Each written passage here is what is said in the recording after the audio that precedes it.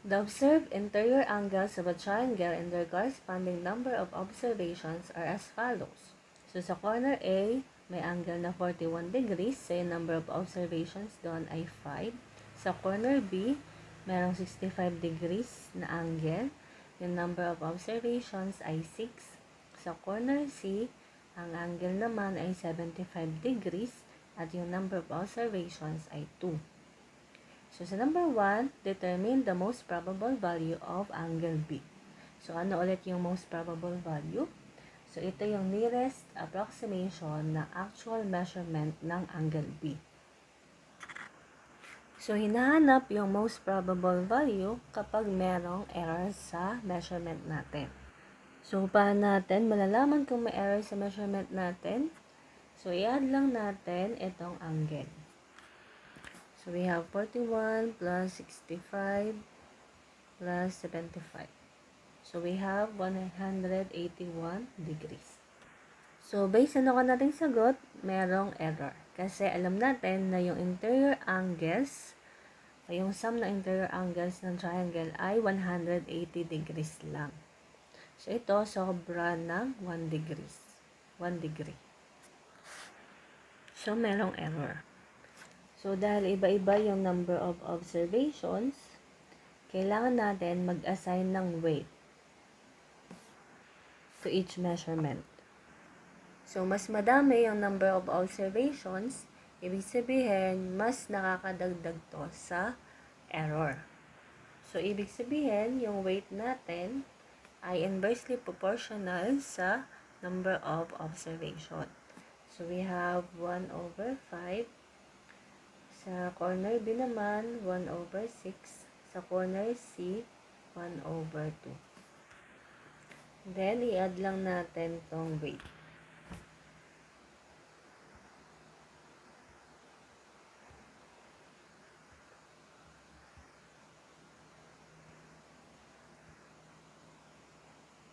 So, we have 13 over 15. Para makuha natin yung error sa corner A, so equal lang yun sa weight times 181 minus 180 degrees divided by the sum of the weight, which is 13 over 15. So, yung error sa corner A ay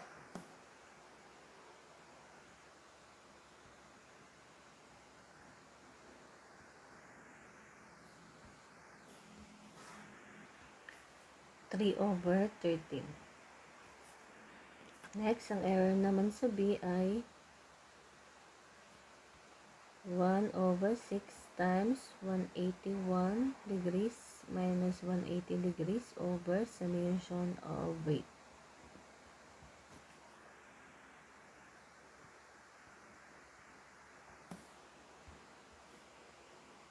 So, we have 5 over 26.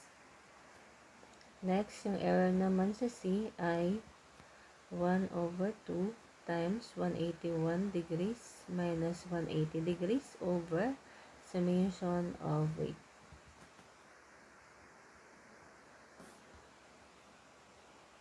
So, we have 15 over 26.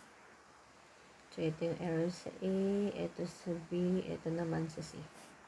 So, para makuha natin yung most probable value of angle B, i-minus lang natin yung error B sa 65 degrees.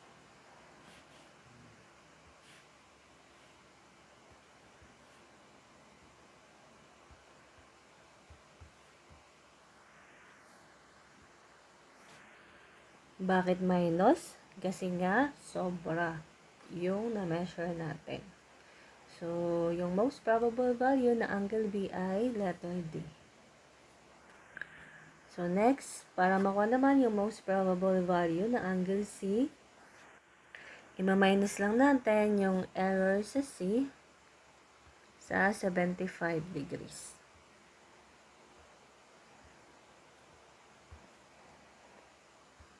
So, yung tamang sagot ay letter D. So, paano naman kapag kulang yung angle na na-measure natin? So, let's say na instead na 41 degrees to, ang na-measure natin dito ay 39 degrees. So, ibig sabihin, yung magiging total angle natin ay 179 degrees na lang. So, kapag ganyan, so let's say, pare-paras pa rin yung number of observations. So, kapag ganon, pare-paras lang din ulit tong weight natin. Pati din yung summation of weight natin. So, ang mababago lang ay yung error. Kasi, instead na 181 yung ilalagay natin dito, ang ilalagay na natin dito ay 179 degrees. So, compute na natin. So, ang makocompute lang natin dito, magiging lang tong negative. So, kapag ganyan, para makompute yung most probable value of angle B, so, 65 degrees ulit, ima-minus lang natin yung error B. So, ano yung error B? Huwag nyo kakalimutan yung negative sign. So, negative 5 over 26. So, magkakaroon tayo ng 65 degrees, 11 minutes, 32.31 seconds. So, kung mapapansin nyo, yung magiging sagot natin ay mas lumaki yung value. Bakit malaki? Kasi kulang.